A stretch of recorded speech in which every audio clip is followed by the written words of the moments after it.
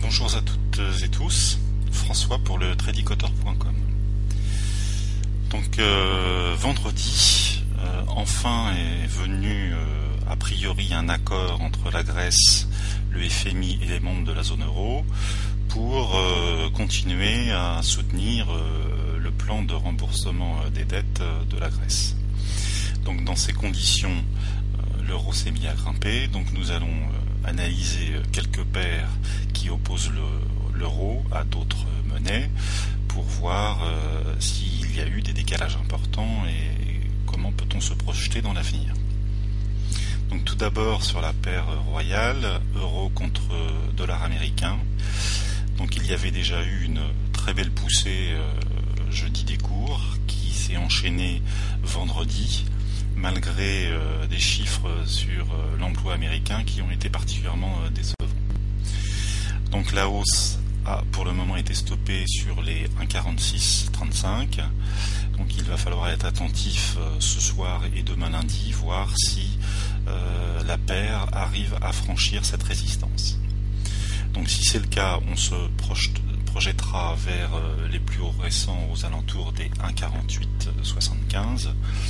Et puis comme je l'ai écrit dans la newsletter de cette semaine, a priori compte tenu de la faiblesse actuelle du dollar, les cours devraient légitimement passer au-dessus des 1,50, voire 1,53, 1,5350 pour ralayer la résistance oblique du canal journalier haussier de long terme. A l'inverse, si les 1,4635 n'arrivaient pas à être franchis et si les cours refluaient, notamment sous la moyenne mobile à 32 jours qui fait référence de moyen terme sur la paire, à ce moment-là on viserait un repli tout d'abord sur les 1,4285, 1,4220, puis sur les 1,4030. Mais a priori, s'il n'y a pas de mauvaises nouvelles, si les contradictions politiques ne viennent pas mettre un frein à un accord qui est en train de se dessiner, la paire normalement devrait continuer à progresser. Autre paire concernant l'euro contre le yen japonais. Donc on est là aussi sur un seuil assez intéressant. La paire est venue se poser sur la moyenne mobile à 37 jours qui habituellement contrôle bien les cours sur cette paire.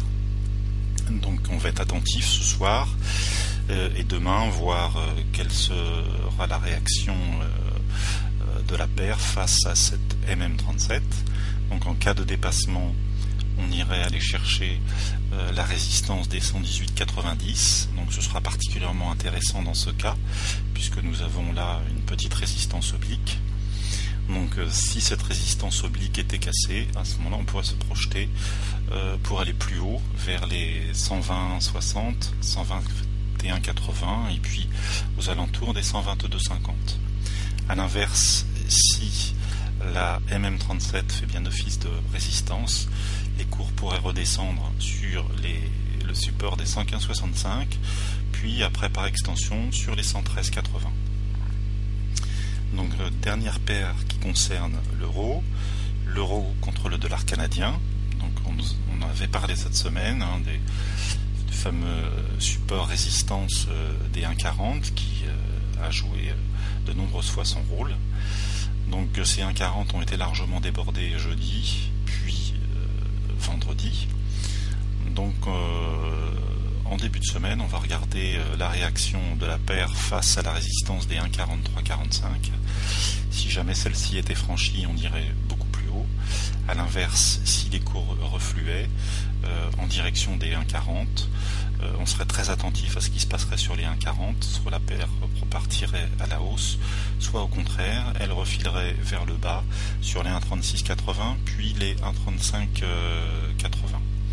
Donc si jamais la paire débordait les 1,4350, à ce moment-là je referai une analyse technique par écrit, cette fois en cours de semaine. Nous allons revenir à une paire majeure. Pour ce qui est des autres paires opposant l'euro, je vous laisse aller les découvrir, sachant qu'elles sont toutes en train de bouger en ce moment. Donc sur le câble, livre britannique contre dollar américain, là aussi petit mouvement de hausse jeudi et vendredi, dans la foulée de ce qui s'est passé sur l'euro, puisque les actifs à risque ont bénéficié d'une éventuelle possible aide vis-à-vis de la Grèce. Donc progression, mais qui s'est arrêtée sur la résistance des 1,6440.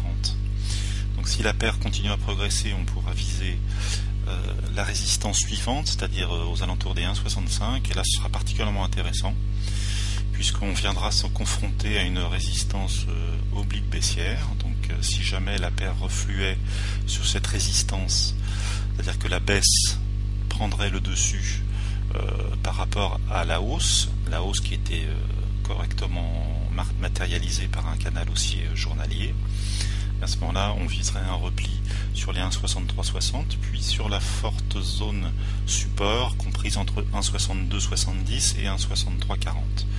Et plus bas, bien évidemment, les 1,61, puis les 1,60. Des paires exotiques pour continuer.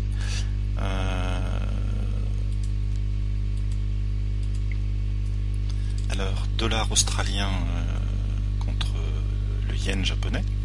Donc là, on voit aussi que la paire, depuis 2 semaines environ, est en congestion entre une résistance située sur les 87,25 et un support situé sur les 85,90.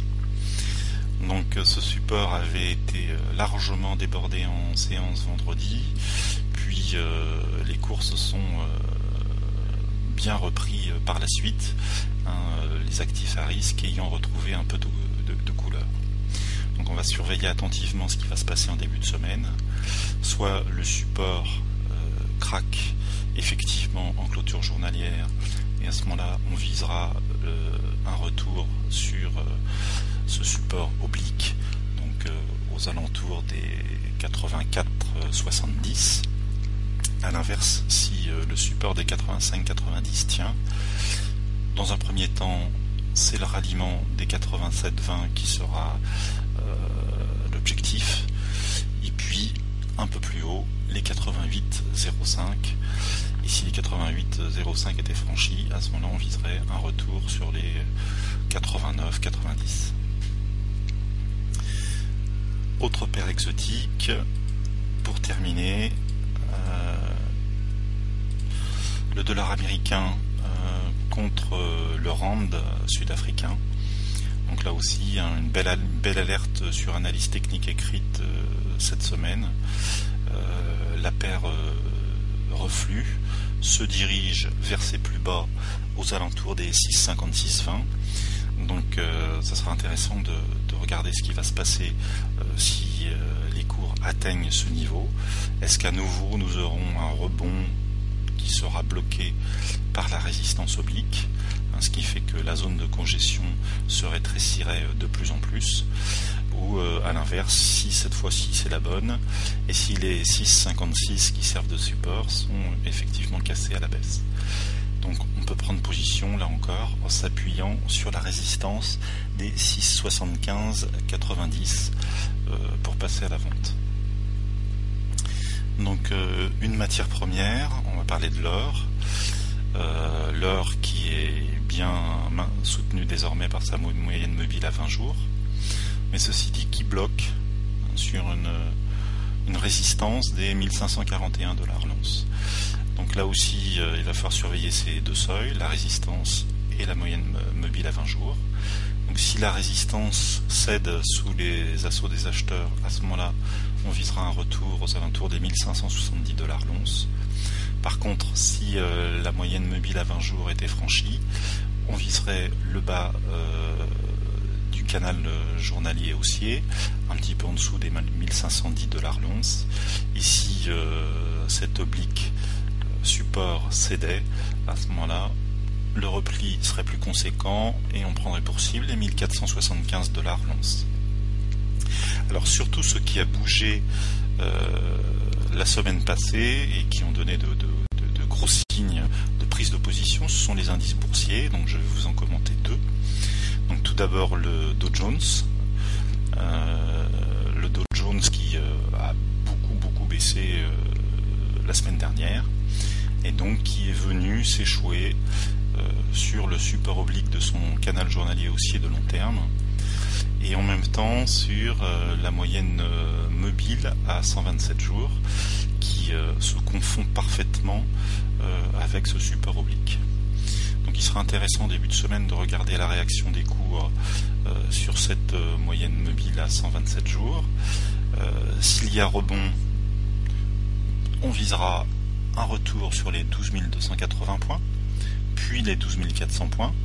Et si ceci était franchi à leur tour, sachant que la moyenne mobile à 20 jours a rôle de résistance, à ce moment-là, on viserait un retour sur les 12 740 points. A l'inverse, si le canal haussier journalier est cassé, premier objectif de court terme, les 12 000 points, et plus bas, les 11 800 points, 11 600 points, et vraiment beaucoup plus bas, les 11 440 points. Alors c'est encore plus net sur le CAC 40, puisque là le CAC 40 a clôturé en dessous de son support journalier oblique de canal haussier de long terme. Donc avec prudence, on va regarder si il n'y a pas un pullback qui s'effectue au-dessus de cette